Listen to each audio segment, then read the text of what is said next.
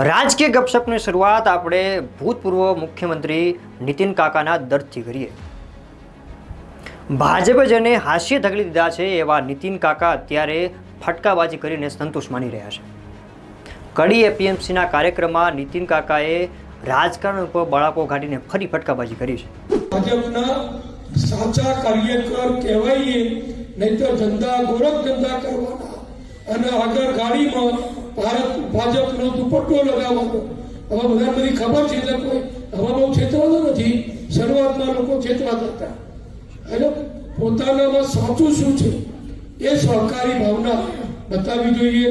કડી market yard હોય, કડી તાલુકા સંઘ હોય, કોઈ દિવસ કોઈ નાની મોટી ફરિયાદ હોય તો તમે કદી ના હોય।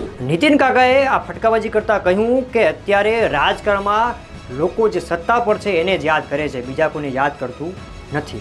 નીતિન કાકાનું કહેવું છે કે જે લોકો પાર્ટીમાં કામ કરે છે એમને કોઈ યાદ કરતું નથી। જે લોકોએ પોલીસની લાઠીઓ ગાધી છે, હેરાન થયા છે, મારા જેવા તો જેલમાં ગયા છે, પણ નીતિન કાકાનું દર્દ ત્યાં છલકાયું છે કે હવે એમની વાત કોઈ સાંભળતું નથી। મૂળ વાત એ છે કે નીતિન કાકાની આ વાતથી ભાજપના કરોડો કાર્યકર્તાઓ સહમત તો થશે, પરંતુ જ્યાં સુધી વાત પહોંચવાની છે ત્યાં પહોંચશે જ નહીં તો શું કરશો નીતિન કાકા? હવે વાત કરીએ બે નેતાની વચ્ચે સેન્ડવિચ જેમ ફસાઈ ગયેલા એક અધિકારી। જોગાનું જોગ આ અધિકારીની સરનેમ પણ મોદી છે। વાત એવી છે કે ભાજપના સાંસદ મનસુખ વસાવા અને ચૈતર વસાવા વચ્ચે અત્યારે આક્ષેપબાજી ચાલી રહી છે અને તેમાં સેન્ડવિચ બન્યા છે આ અધિકારી સાહેબ। અધિકારી સાહેબે ચૈતર વસાવા ઉપર જે આક્ષેપ કર્યો હતો એને નકારી કાઢ્યો। મનસુખ વસાવાએ એવો આક્ષેપ કર્યો હતો કે ચૈતર વસાવાએ કલેક્ટર પાસેથી 75 લાખની લાંચ માંગી છે। આ આક્ષેપને અધિકારી સાહેબે ફગાવી દીધો, જેથી મનસુખ વસાવા સાહેબે શું કર્યું તો પક્ષ છોડવાની ધમકી આપી, જેના કારણે હવે આ અધિકારી સાહેબ નર્મદા જિલ્લામાંથી ટ્રાન્સફર કરાવવા માટે મથામણ કરી રહ્યા છે અને અત્યારે તો રજા પર ઉતરી ગયા છે। મૂળ મુદ્દો એવો છે કે આ બે નેતાની લડાઈમાં હવે અધિકારી પીસાઈ રહ્યા છે।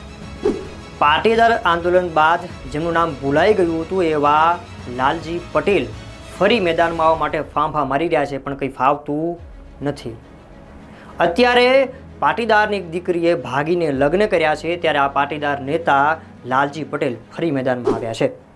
તેમનું કહેવું છે કે દીકરા દીકરીઓએ ભાગીને લગ્ન ના કરવા જોઈએ, એના માટે સરકારે કાયદો બનાવવો જોઈએ, પણ લાગે છે એવું કે લાલજીભાઈ પટેલ અભ્યાસ કરવાનું ભૂલી ગયા છે। ભારતના બંધારણ પ્રમાણે કોઈ પણ યુવક યુવતી જે પુખ્ત વયનો હોય છે એને પોતાની જાતે લગ્નનો નિર્ણય કરવાનો અધિકાર, મૂળભૂત અધિકાર બંધારણે આપ્યો છે। તો લાલજીભાઈ પટેલ તમે પહેલાં થોડોક અભ્યાસ કરી લો। હવે વાત કરવાની છે બાપુની।